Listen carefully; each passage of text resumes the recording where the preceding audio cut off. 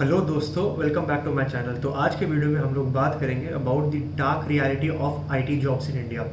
तो इस वीडियो में मैं प्रोडक्ट बेस्ड कंपनीज के बारे में बात नहीं करूंगा। अगर आप किसी मांग कंपनी में काम कर रहे हो, अगर आप किसी टेक जायंट में काम कर रहे हो, कोई प्रोडक्ट बेस्ड ऑर्गेनाइजेशन है, कोई प्रोडक्ट बेस्ड स्टार्टअप है जिसमें आप काम कर रहे हो, तो उसके बारे में बात नहीं करेंगे। हमारा फोकस रहेगा इंडिया के जो आईटी सर्विसेज इंडस्ट्री है, जो आईटी जायंट्स है, टीसीएस हो गया, इन्फोसिस हो गया, इन टाइप की कंपनीज के बारे में हम बात करेंगे कि इन पर्टिकुलर कंपनीज में करियर ट्रेजेक्ट्री कैसी है, वर्क लाइफ कैसी है, and how it is doing absolute injustice to the youth of India. अब देखिए, इंडिया में जब आप इंजीनियरिंग कंप्लीट करते हो, चाहे आप कंप्यूटर साइंस बैकग्राउंड से हो, चाहे आईटी बैकग्राउंड से हो, देयर इज अ 90% चांस कि अगर आपकी नौकरी लगती है तो आपकी इन आईटी सर्विसेज कंपनीज में ही नौकरी लगेगी।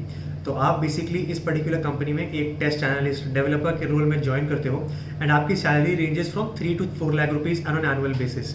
ये जो सैलरी है ये लास्ट 20 सालों से इसी रेंज में स्टैग्नेंट है, 3 से 4 लाख के बेसिस में स्टैग्नेंट है। और ये जो इन कंपनीज के सीईओज हैं, इनकी salaries have increased by multifold. किसी की सैलरी अगर 80 लाख थी 2003-2004 के टाइम पे, तो आज के डेट में the CEOs are drawing a salary of 7 to 8 crores per annum. तो there is a huge disparity in the pay increment of the people and employees who are at the lower level as compare to the executives in these organisations.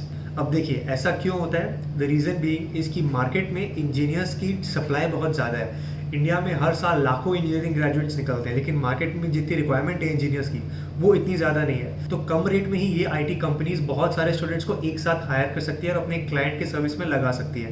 तो ये एक demand supply का mismatch है। इसलिए जो engineers है, जो freshers है, जो ज्वाइन कर रहे हैं इस पर्टिकुलर कंपनीज में, उनकी सैलरी इतनी इंक्रीज नहीं हो पाई है over the last few decades. अगर हम appraisals and year on year salary increase की बात करें तो भी इन पर्टिकुलर कंपनीज में अप्रेजल साइकिल्स इतने ल्यूक्रेटिव नहीं होते हैं। अगर आप इन पर्टिकुलर कंपनीज में ज्वाइन करते हो तो इट इज़ वेरी अनलाइकली कि आपको 4 to 5% से ज़्यादा इंक्रीमेंट मिले हर साल, अगर आपका प्रमोशन नहीं हो रहा है। तो इन्फ्लेशन रेट अगर आप देखें जनरली 6 to 7% है। और अगर ये टाइप की कंपनीज जिसकी स्टार्टिंग सैलरी वैसे ही बहुत लो है, अगर आपको 4-5% का इंक्रीमेंट दे रही है हर साल, तो how are you going to able to survive in cities like Bangalore, Delhi, Gurgaon, Chennai, जहाँ पे इन टाइप की जॉब्स अवेलेबल है? It is going to be extremely difficult. और इसी के साथ साथ ले ऑफ होने का रिस्क तो हमेशा रहता ही है। बहुत बार ऐसा होता है कि ये जो इंजीनियर्स एज फ्रेशर्स ज्वाइन करते हैं उनको बेंच पे रखा जाता है और शुरू के 7-8 महीने, कुछ को तो 1-1.5 सालों तक कोई प्रोजेक्ट ही नहीं असाइन होता है। तो अगर किसी को कोई प्रोजेक्ट ही नहीं असाइन हो रहा है तो वो रिसोर्स यूज़ ही नहीं हो रहा है। और अगर वो रिसोर्स यूज़ ही नहीं हो रहा है तो जाहिर सी बात है उसकी सैलरी कैसे बढ़ेगी, किस ग्राउंड्स पे बढ़ेगी?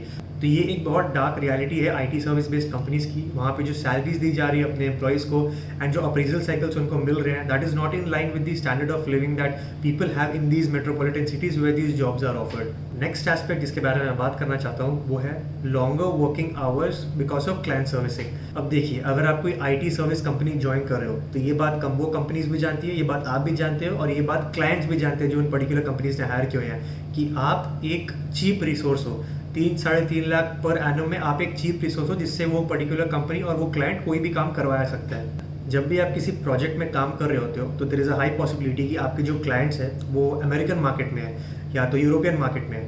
तो ऑब्वियसली उनका टाइम जोन हमसे डिफरेंट है। तो बहुत बार ऐसा होता है कि अगर इंडिया में सपोज वर्किंग आवर्स 6 तक है, 6-6:30 तक आपका पैकअप होना चाहिए, लेकिन उन पर्टिकुलर क्लाइंट साइड से कोई रिक्वायरमेंट आ गई आपके 6 बजे के बाद, तो आपको उन पर्टिकुलर मीटिंग्स में भी ज्वाइन करना पड़ता है और उस पर्टिकुलर टाइम पे भी डिलीवर करना पड़ता है। बहुत बार तो ऐसा हो जाता है कि ये जो क्लाइंट मीटिंग्स होती है वो रात के 10-11 बजे तक एक्सटेंड हो जाती है। और इसी के साथ साथ आपसे आपकी इंटरनल टीम, जो आपकी इंटरनल मैनेजर और आपकी इंटरनल टीम है जिस कंपनी में आप काम कर रहे हो, वो आपसे एक्सपेक्ट करेंगे कि अगले दिन आप सुबह 9 बजे ऑफिस भी आ जाओ और वहाँ पे आने के बाद आप अपनी क्लाइंट मीटिंग्स एंड स्टेटस का अपडेट्स भी दो। तो यहाँ पे आपको राउंड द क्लॉक रिस्पॉन्सिव होना पड़ता है और अगर आप रिस्पॉन्सिव नहीं हो सकते हो तो this might lead to escalations from the client sides towards your manager और टुवर्ड्स योर सीनियर मैनेजमेंट, जो आपके करियर के लिए बहुत रिपरकशंस क्रिएट कर सकता है। अब देखिए, मैं ब्लंटली थोड़ा बात करता हूँ, ये जो क्लाइंट्स होते हैं जो यूरोपियन एंड अमेरिकन मार्केट्स में होते हैं इन आईटी कंपनीज के, वो भी जानते हैं कि हम चीप रिसोर्स है और बहुत कॉस्ट इफेक्टिव रिसोर्स है और हम जो भी काम देंगे उनको वो डेफिनेटली करेंगे कि they are also at our disposal. तो एक सुपियोरिटी कॉम्प्लेक्स आ जाता है इन क्लाइंट्स के अंदर and they feel that client is king वाली जो टर्मिनोलॉजी है वो हर आईटी कंपनी, हर सर्विस कंपनी फॉलो करती ही है। तो they have an extra edge and an extra superiority level as compared to the people who are actually providing them these service। कभी कभी तो ऐसा होता है कि there are clear signs of unprofessionalism जो ये client वाले साइड इन particular employees को शो करते हैं, लेकिन इन employees को बिना ज़्यादा रिटेलिएट करते हुए अपना काम करना पड़ता है। कभी कभी तो ऐसा होता है कि प्रोजेक्ट फुलफिल करने के लिए अगर आपको उस पर्टिकुलर क्लाइंट्स है उनकी बिजनेस के बारे में कोई डिटेल्स चाहिए, कोई डेटाबेस चाहिए, कोई कोड डिटेल्स चाहिए जो उन क्लाइंट को ही हेल्प करेगा उनके प्रोजेक्ट को फुलफिल करने के लिए, कभी कभी वो ये वाली डिटेल्स ही शेयर नहीं करते हैं and it is very hard for the particular employee working in this IT company to be able to solve for that problems if all the details are not being shared on time. तो इन particular companies में आप अपने client के disposal में available रहनी चाहिए, and obviously आपके sir में 2-3 बॉसेस होते हैं। एक तो आपकी इंटरनल कंपनी में जो बॉस होता है वो तो होता ही है, साथ ही साथ आपको क्लाइंट्स की भी बातें सुननी पड़ती है, क्योंकि उनकी बातों को आप इग्नोर बिल्कुल नहीं कर सकते।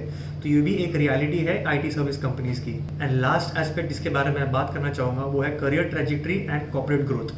अब जब आप इन टाइप की कंपनीज में काम कर रहे हो, आपको तो मैंने पहले भी बताया कि यहाँ पे अप्रेजल्स आर अबिस्मली लो। कुछ केसेस में तो मैंने ऐसा भी देखा है कि बंदे ने 3.5 लाख की सैलरी में स्टार्ट किया और 5-6 साल काम करने के बाद उसकी सैलरी सिर्फ 3.5 से 7 लाख तक ही पहुंची। अब सोचिए 5 to 6 years ऑफ एक्सपीरियंस के बाद उसकी सैलरी सिर्फ 3.5 से 7 लाख तक पहुंची, which is extremely low to live in cities like Bangalore and Mumbai. Career trajectory की अगर मैं बात करूँ तो ये बात तो आप लोग सब जानते ही होंगे कि जो कॉर्पोरेट हायरार्की होती है वो पिरामिडिकल स्ट्रक्चर की होती है, यानी कि बेस में बहुत सारे लोग होते हैं जो लोग कंपनी ज्वाइन करते हैं, नीचे वाले लेवल में बहुत सारे लोग होते हैं, जैसे जैसे आप ऊपर लेवल जाते हो the number of people who attain leadership positions gradually decrease. तो ऑब्वियसली जैसे जैसे आप ऊपर जाते हो the number of positions left to offer are very less. तो अगर बहुत सारे लोग हर साल कंपनीज ज्वाइन कर रहे हैं तो there is a very high chance कि सिर्फ 10-20% लोग ही उस पर्टिकुलर लैडर को क्लाइम कर पाएंगे, और जो मेजॉरिटी लोग हैं वो नीचे ही रह जाएंगे और उनका करियर काफ़ी स्टैग्नेंट हो जाएगा। आपको मैं खुद अपने एक्सपीरियंस से आपको बताता हूँ। मैं IT सर्विस में काम नहीं करता था। I used to work for Standard Chartered IT wing. तो वहाँ पे ऐसा होता था कि सपोज आपने करियर अपना स्टार्ट किया, ठीक है, तो कुछ डेवलपर्स है, कुछ टेस्टर्स है। अगर आप प्रमोट होते हो तो आप सीनियर डेवलपर बनते हो, फिर आप लीड बनते हो, फिर आप मैनेजर बनते हो, फिर आप सीनियर मैनेजर बनते हो, फिर आप EVP बनते हो।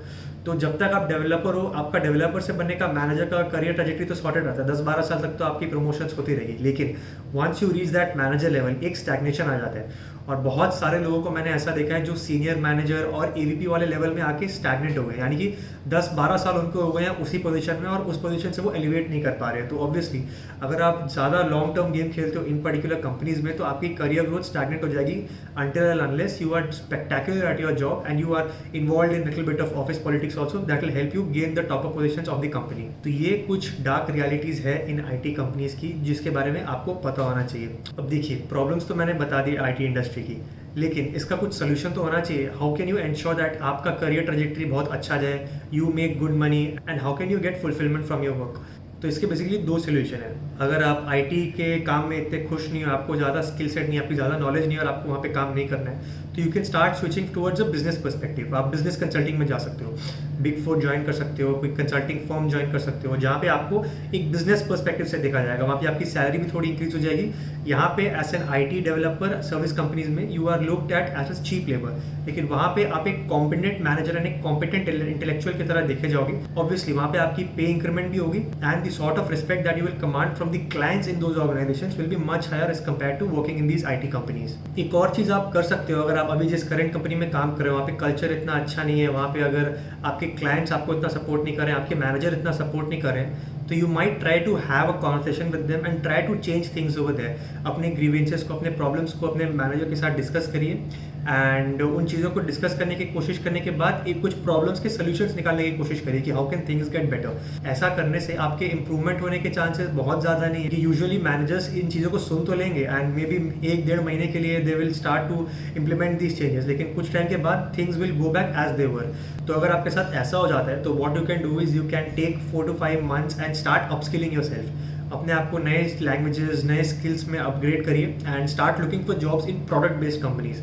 कोई स्पेसिफिक प्रोडक्ट के ऊपर काम करिए, कोई एक नए कंपनी में ज्वाइन करिए जो प्रोडक्ट बेस्ड कंपनीज है, जहाँ पे आपको क्लाइंट्स के साथ डील नहीं करना पड़ेगा, आपको इन हाउस प्रोडक्ट्स के लिए काम करना पड़ेगा। तो वहाँ पे you will not have to deal with such sort of things. So I really hope that you like this video, and if you did please do hit that like button and share these videos with people who are working in IT companies so that they also are aware about the dark side of these realities. I hope that you would have subscribed to my channel by now. If you haven't, please go ahead and subscribe to my channel and stay tuned for more videos like these.